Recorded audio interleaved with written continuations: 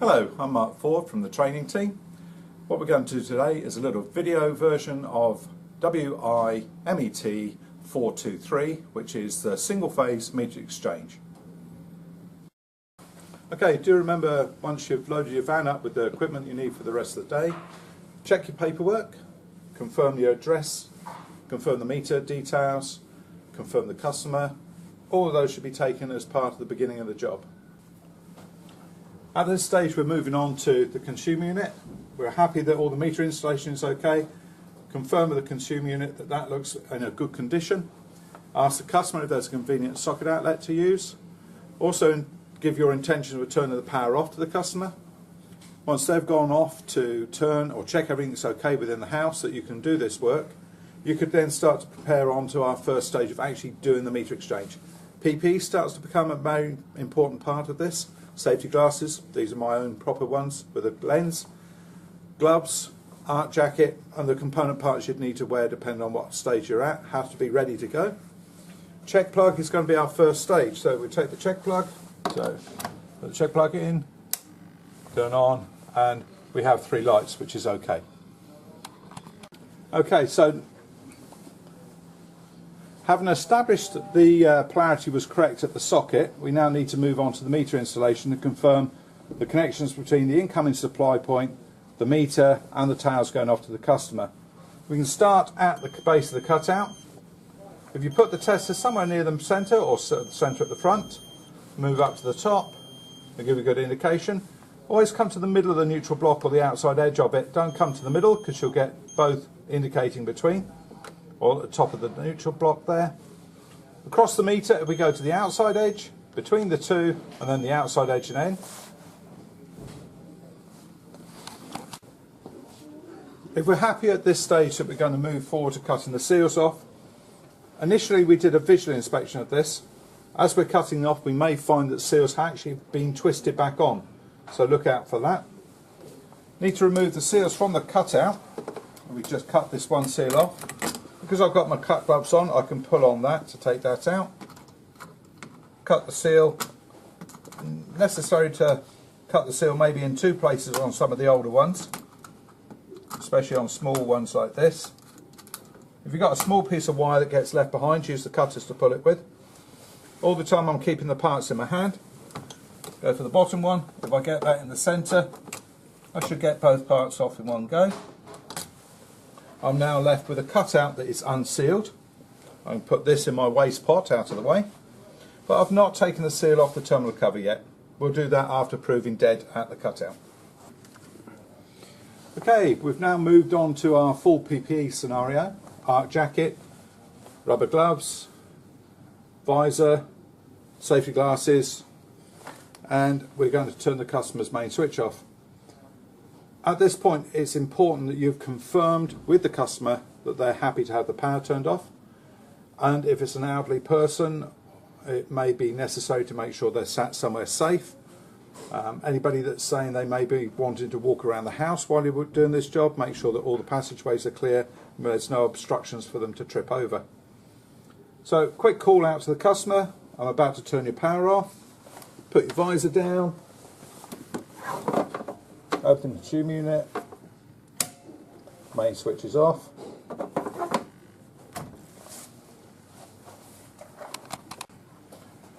At this point, if you've left your check plug in, you can clearly see that it's actually gone off. Good indication that the main switch has functioned. Okay, so you understand where the PPE comes into the action. Gloves, cut gloves should be worn throughout once we start to actually work. Once you've got your cut gloves on, you've got a decision. Some people will have hands that they can't put the rubber gloves on with the cut gloves on, so you're going to have to take your cut gloves off, put the rubber glove on, then do the job within that part of the exchange. Take the rubber glove off, put the cut glove back on, and carry on. Others, if you've got the right rubber gloves, you may be able to put these on over the top of the cut gloves. Great advantage. Do you remember the cuffs on the jacket is designed with a Velcro piece?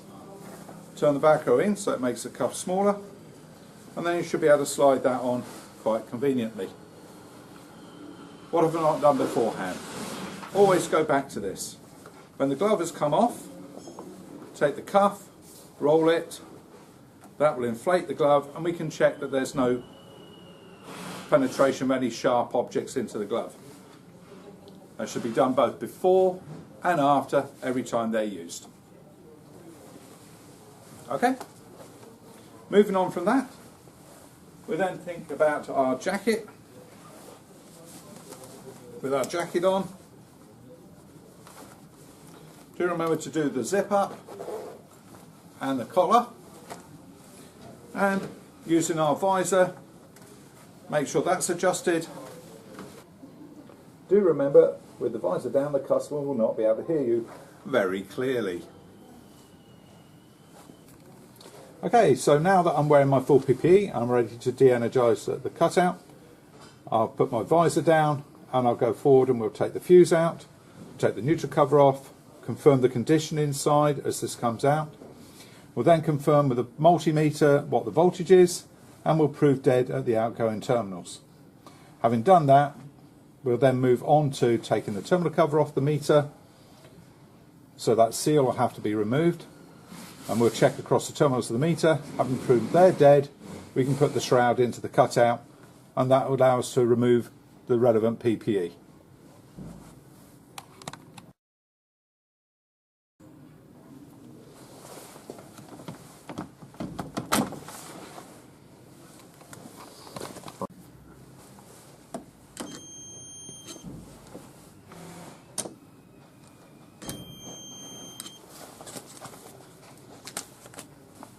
Having cut the seal wire, you don't want to be pulling the seals around with your rubber gloves, because you actually penetrate the rubber glove.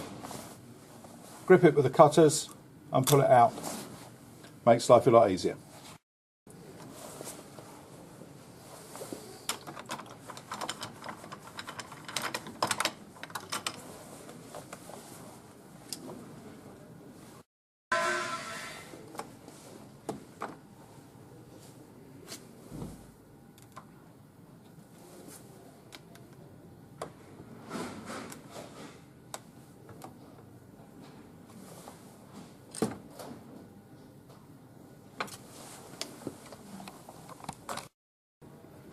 Having chosen the correct shroud for the type of cutout, a good method is to offer it slightly to the top, push down and in at the bus, and it will clip in.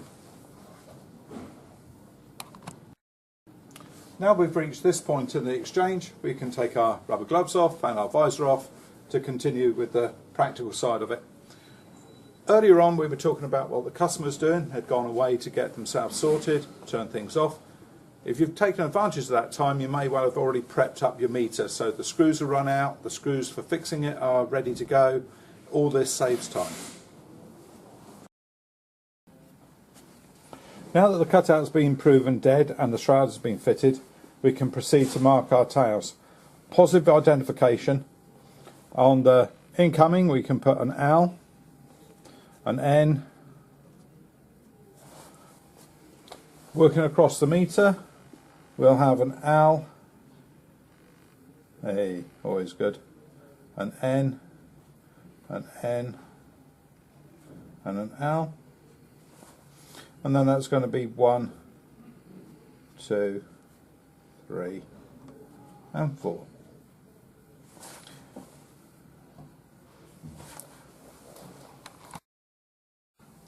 With this installation, we only actually have a 60 amp supply coming in, although it's a 100 amp carriage.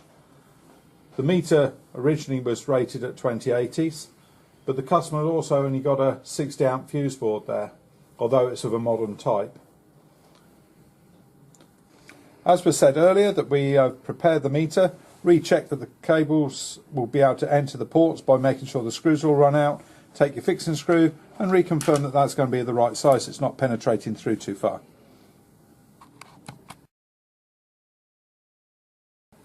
With this installation, we're not going to replace the meter tails this time.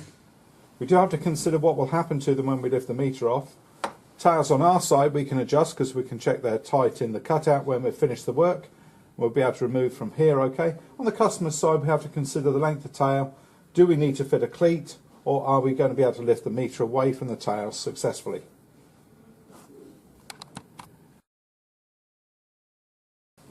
There's no preferred order to slacking the screws off on a meter. You just have to consider if you loosen both screws off, the cable may drop out. I prefer to run all the way along the bottom, about 2.5 turns per screw. That should allow the copper to be removed from the meter. Let me just work our way around here. Just check to see that each one is loose, but don't pull it hard. As you saw, that one wanted to drop out. If we leave the customer's tails like that, we're not pulling them, we're not going to put any strain on the consumer. Now take the fixing screws out of the meter. Some of you may have magnetic screwdrivers, so the screw will come out. If it's of a slotted type, you may have to catch it as it falls. Once the screws are out, put your tools down, gently lift up and check that the cables will come free. Having checked our meter tails are in good condition and we're happy that they'll go back into the new meter, we can drop the new meter onto our tails and give it an idea of its position. Take a fixing screw, offer it in. If you give it a little push and start the screw off, don't necessarily screw it all the way home. Take your second screw, offer it into the port, align the meter so it's fairly square. Again, another push, one in, and then tighten the second one down. We're happy that it's firm. We can then move on to putting our tails in fully. Make sure there's no copper showing, good look underneath. If you check on the top screw first, if you notice that the cable's trying to be pushed down, it'll indicate that it's too short. And then bring on to the second screw. Again, pushing the second tail up, that's tail number 2. Top screw, happy with that. And gently with the customers. Now because this one's lying in front of the neutral, we'll do that one first. And again, and check, I didn't feel the cable being pushed down. And off the last one up.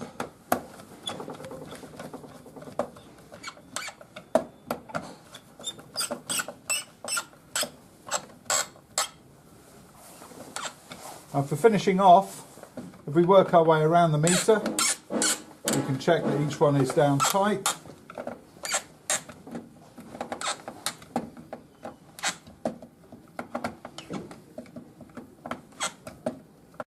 Okay. When finishing off the screws, for those that have got quite strong wrists, standard screwdriver use might be okay. If you've got less wrist strength, you might find it easier to put the screwdriver on. Having got that first contact, open your hand, grip with your wrist and lift your elbow, and that will finish the screw off. At this stage we want to check the cutout. We're looking for the condition of the braids. If there are springs, we need to check to see they're in good condition. We're going to open the cutout up itself. We need to do this so that we can confirm there's actually a fuse in here. Sometimes if the fuse has blown, customers will open these up and they'll put a piece of wire in. The fuse may not be of the right type. So if we drop this out, now we established earlier that this was a 60 amp cutout, it's a 60 amp fuse. That goes with the 16mm taos that this customer's currently got. And as we're not upgrading anything, that's okay. So no foreign bodies, correct size fuse. Tighten the screws back up. When tightening the screws back up, it's really important to check that the spring sits level. So we're looking to see that the spring is in the right place. Just finish those two off. Put the cover back on.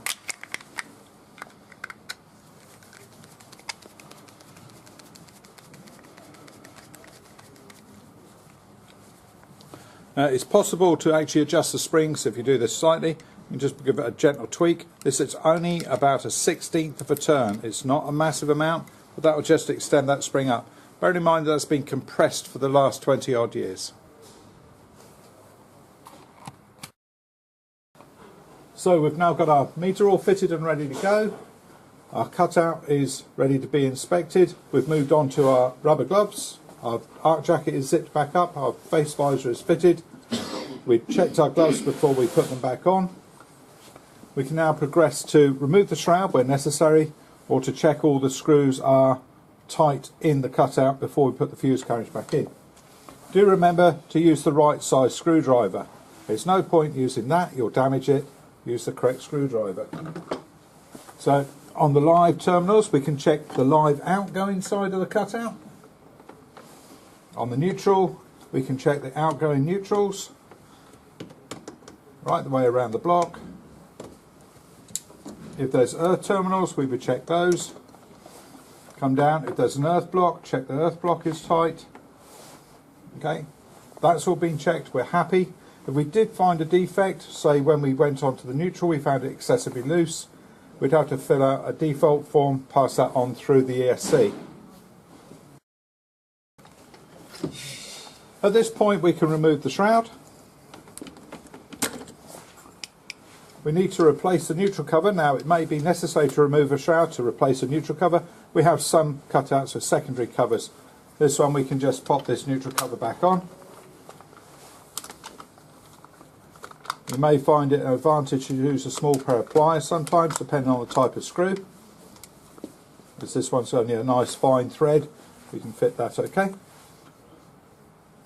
Having got that into place, we can now inform the customers the power is about to be returned. Depending on your situation, is the cutout a long way from the customer? Did we inform them earlier? If this is in one property, we would actually call out to the customer, allowing them to know that the power's about to come back on, and then we'll turn the consumer unit. So, fuse going back in, nice clean action, offer it up, make sure you're happy, push and push home. Okay, we can now move on to the consumer unit. We turned this off earlier, clean action onto the consumer unit, back to our socket, happens to be underneath, so we turn that on and we're happy. We've got 3 lights back and showing. Once we're ready to seal up, you put a top seal on, you put the wire through, bring it over the top and pass it through again. You'll form a figure of 8. A small bend in the short end of the wire at the front, and then pull the wire tight will leave you with 2 points to put the seal onto. Drop the seal over the first wire, down on the second, push it home. If you spread the 2 wires out, that'll hold it still. Do you remember when you put the seal in, it's got to go to the right place on the sealing pliers. Open the plier up, offer it on all the way to the back, give the little tug, and then we've got a nice tight seal. The other thing to check on this is that we can clearly see the indentation.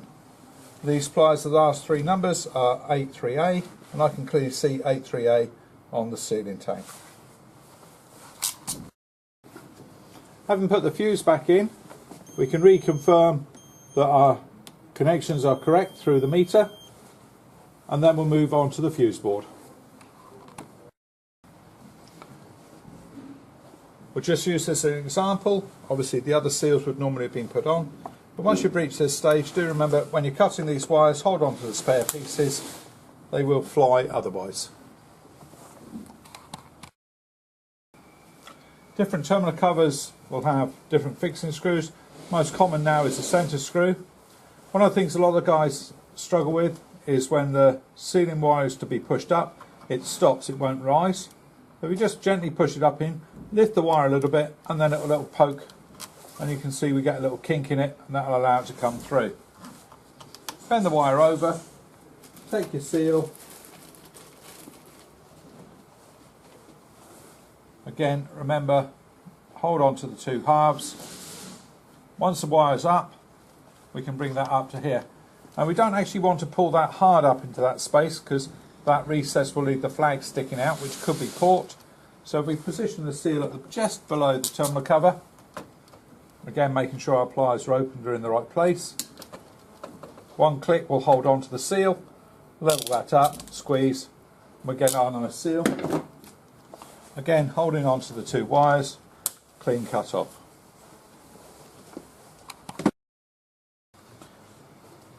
We've now finished our installation. One of the important things to leave behind is the meter exchange sticker. We filled this out earlier. Current reading on here, 29366, that's been entered, meter number. Polarities and tails were checked, signature, and it's a 5-dial meter. With these you have to consider whether you're inside or outside. If it's a back meter board or it's a meter box, you may need to stick this onto the side of the fiberglass of the meter box.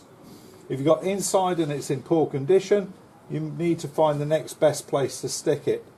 If the customer's happy, quite a good place to stick it is actually on the cover for the fuse board. That can go there. It's adjacent to where the meter reader is going to see it as he comes in. It's not in the customer's way. If it's stuck on the board, it could peel off and we can lose those. The meter reader does need this for when he calls, because it will help him put the information in, indicating the meter exchange and the current readings. We also need these for records, if for whatever reason we need to backtrack on this meter exchange.